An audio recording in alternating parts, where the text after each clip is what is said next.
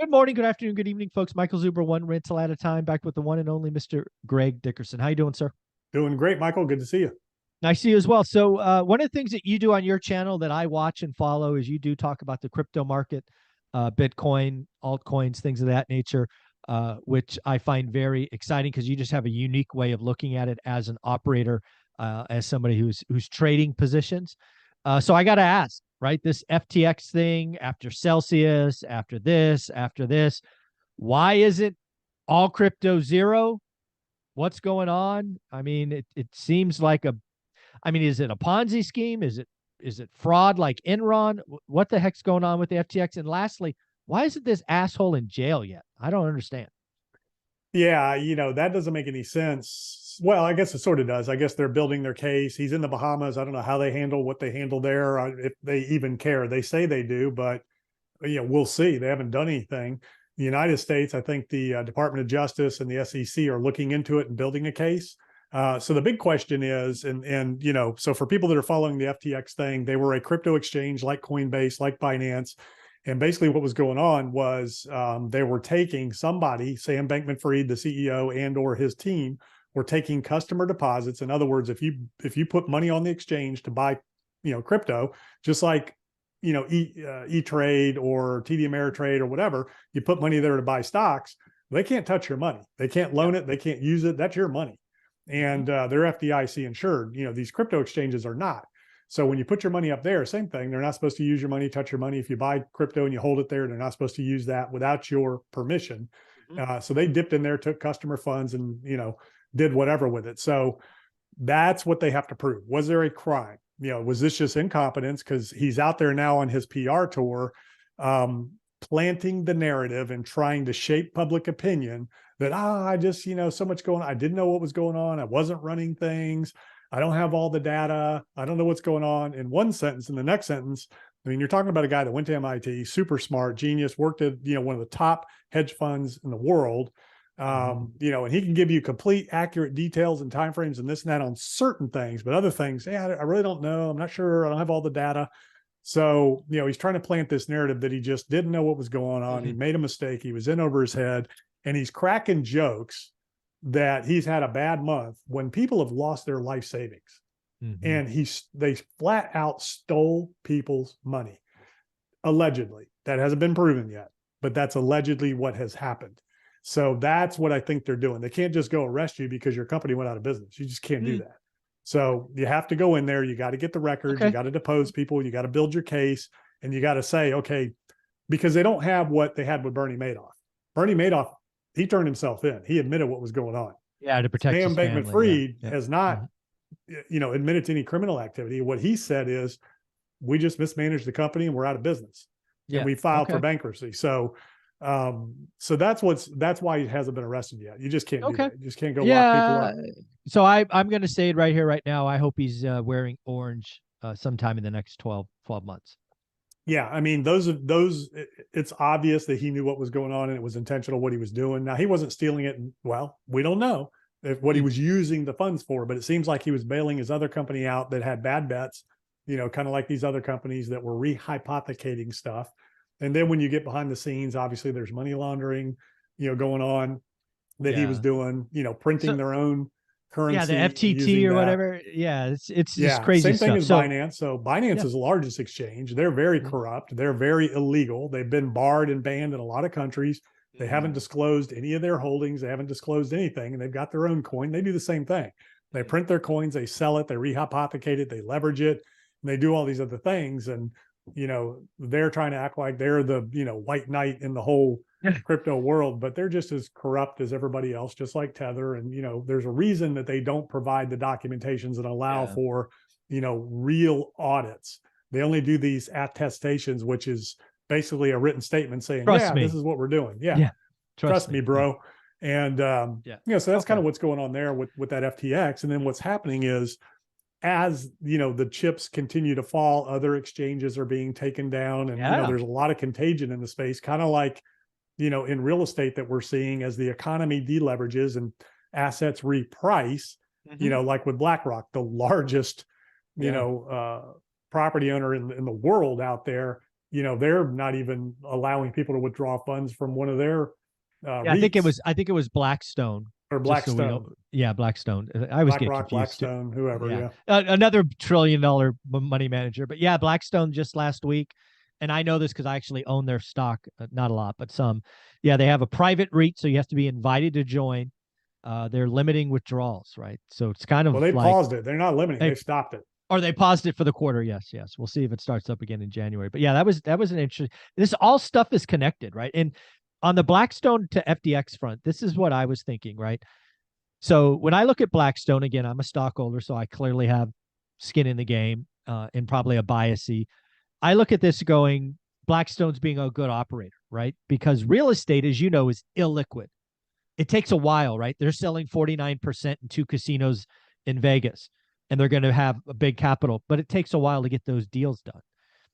Crypto, you could sell in a second. It's very liquid. And but when you Unless look the at exchange shuts down, which yeah, is what's yeah, happening. it gets stuck. Yeah. That's what's Sorry, happening. It's I don't mean to locking laugh. people's. Yeah, Oh but if man. that's what's going on, they're shutting down and not allowing, redemptions, withdrawals, sales. You just can't do Oh. anything. You're stuck. Then it goes into bankruptcy, and it's just who knows what And then happens. the lawyers get paid and you get nothing back. Yeah, It's exactly. criminal. But again, when I go back to Blackstone, I wonder if it's, is it like FTX, which I'm not saying it is, but again, right, they paused withdrawals.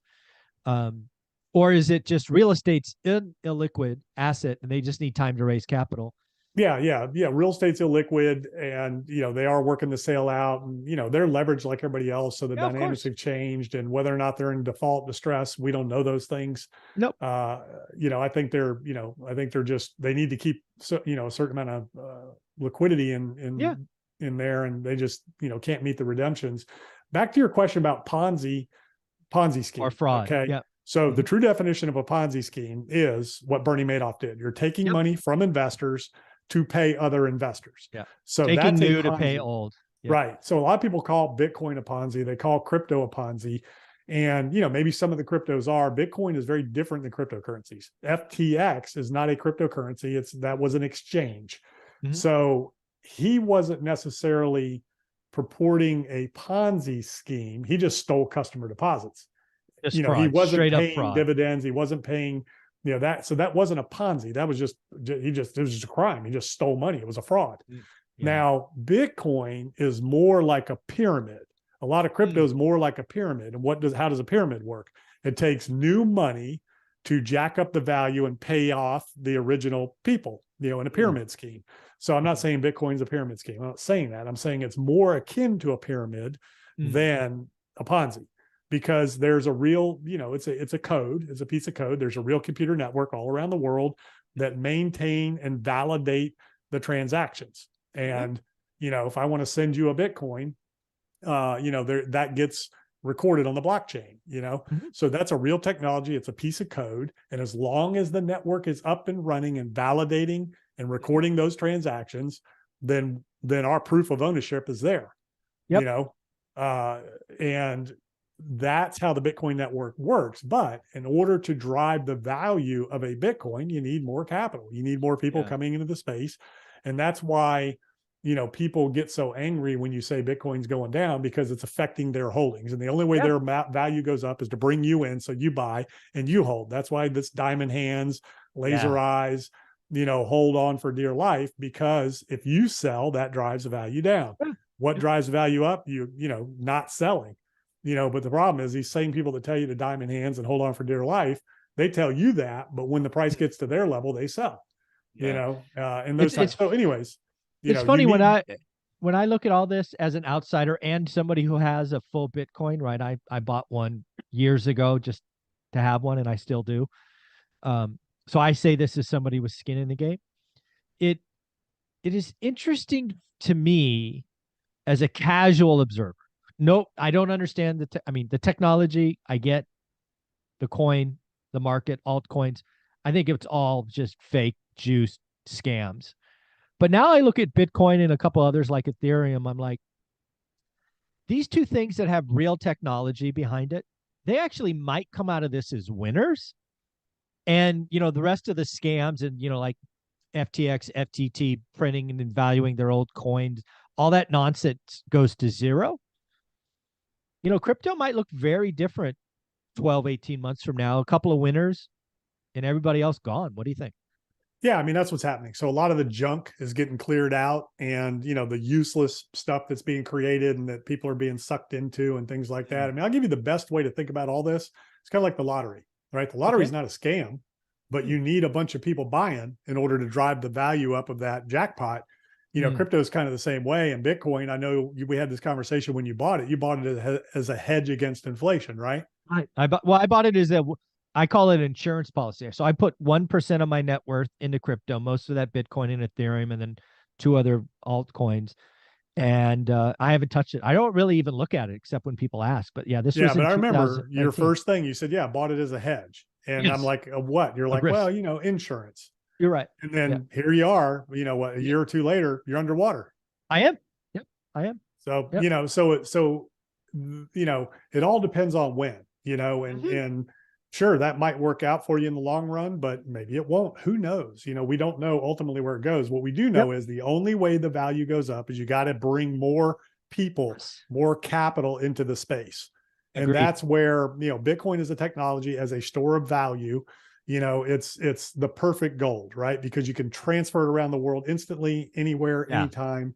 So, from that standpoint, it's great, but that's only as long as the network is there. And that's computers all around the world that are,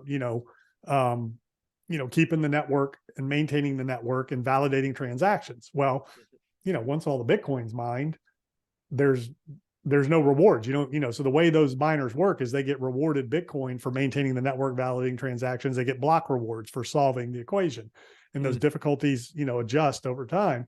Eventually, be after we're gone, the last Bitcoin will be mined. There's no longer going to be an incentive to maintain the network. So what happens if the network goes down and people quit and like, well, Yeah. how do you transfer it, move it around, and what's it worth at that point? So it's a really interesting thing. It's the most, Bitcoin is the most legitimate in the institutional world. It has the most perceived safety. It's the least likely to be hacked, taken over, whatever, even though it has been before, and it can be. Nothing is unhackable, but it just financially doesn't make sense. The other thing I think about that I wanted to ask you is about exchanges. So obviously FTX, total fraud, scam, whatever.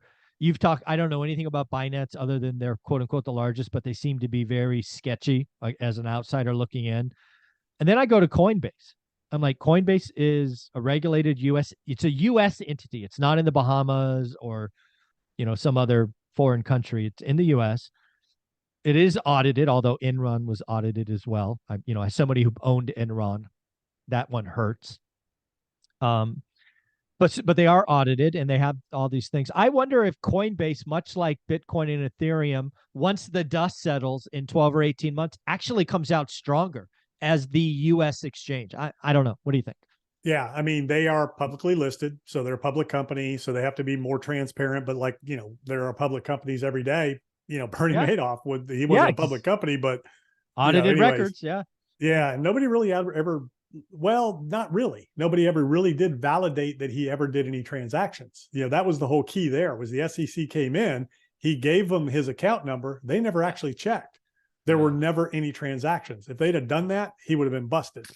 So, there's ways to validate. But yeah, Coinbase is a US based company. They are supposed to be, the cleanest dirty shirt in the whole laundry. And they could, be the forerunner leader. I mean, Kraken's in the United States as well. I didn't know that. But they're not a public company. They're private, and they don't go through full financial audits by a big four but again, Enron did too. What was it, Arthur Anderson? Arthur Anderson, they went kaput because of that. Yeah, exactly. So the thing with Binance is, so Coinbase, that's who I use, and I'm not, I just use them because I feel like they're the safest, but I don't keep any money there. I do my thing and I get it out. And I don't keep tokens there or anything like that. I do my buying and selling and I'm out. Just because you never know. They could file bankruptcy and everything, they sent a notice out and said, hey, in the event of a bankruptcy, your stuff's not your stuff. It becomes custody of the bankruptcy. So your money, your coins, and they've discontinued support for their wallet. That's going away. So it's getting more risky. The reason Binance won't do that is because they're doing illegal activity. Yeah. Okay. It's illegal Shady money stuff. laundering, shady Yeah. stuff. That's why they're not going to come. And that's why a lot of people use them, because they don't have to Mm. KYC. They can use VPNs. You're not supposed to use them in the United States, but a lot of people do Wow. because there's no KYC, that you can do a lot more, KYC is what? Sorry. know your customer. So you have to Oh, know your provide customer. identification. Oh, Yeah. yeah. In Okay. order to, use the exchange. Binance Mm. doesn't do that. They say they do. And there's a Binance US, which is different than Binance, but Oh, Binance wow. US doesn't have all of the features and everything that Binance does. All So these things. Yeah, this whole exchange thing again. When I look at all this thing again, I feel bad for the millions of people that are hurt. But when I yeah, look at the dust settling 18 months, for my very casual observer, it's maybe crypto, a Bitcoin, Ethereum. There's a couple of winners, everybody else lost, and then exchanges, US based means something. Right now, yeah, a year ago, Coinbase was being crushed because they had the overhead of being US based. And not, I think I read somewhere that 98% of crypto transactions are done in one of these offshore shady entities, which meant Coinbase or Kraken or whoever else is here only had 2%.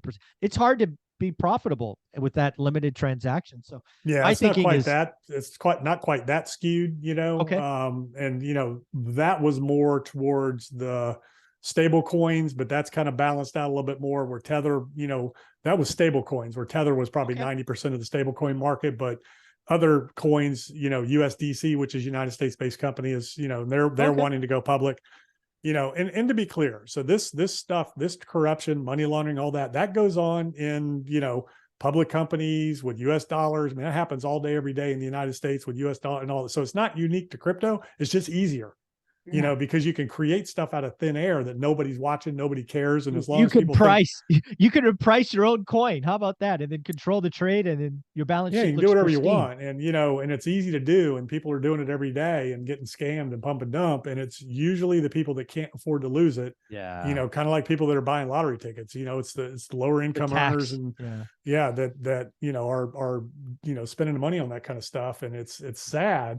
But unfortunately, it's the world we live in. But there are Mhm. some real use cases. I mean, Bitcoin, like you said, I mean, that's the strongest horse in the race that could potentially survive the test of time, become a real store of value, and have a real use case there. Ethereum, the jury's still out on Ethereum, in terms of a lot of those, even Ethereum, a lot of those things. I mean, when you look at technology and what it really is, I mean, it's not that good, Mm. compared to it's not that great, so it's got a Okay. long way to go, but the internet wasn't that great either when it first came out, Right. boing, Yeah, I ding, remember. ding, Remember that? yeah. And Yeah. then the page loading, literally like my hand going down the screen, loading like that, I remember. so, crypto's in its infancy and it's still early. And, these times will clean a lot of the stuff out. We need regulation. We need, Mm. transparency. We need legitimate projects that are solving real problems. Yeah. And, decentralization, uh, as a concept is great, but in practicality, that's a difficult nut to crack and it's expensive. And, but that's how everything starts, right? Yeah. This has been so fun. I appreciate what you do. I watch your stuff on your channel. What is your channel? Where can people find you? GregDickerson.com. That's where all my info is. I talk about all this stuff. I mean, I'm a Yeah. believer in the technology, but I'm not a maxi or a pro or any of that. I mean, to me, it's just like the internet in its infancy, and there's still a ways to go, and there's risk. And what I tell everybody is, it's like venture capital. Expect to lose your money. Whatever you're Yeah. investing in, expect to lose your money. And that goes with stocks and everything else. I mean, they're risk assets for a reason. You just need Absolutely. to, understand what that risk is, accurately calculate it, and be able to withstand the hit when it happens. Awesome. I appreciate you, man. Keep doing what you're doing. You have an amazing week. Talk next week. Yep, you too. Thanks.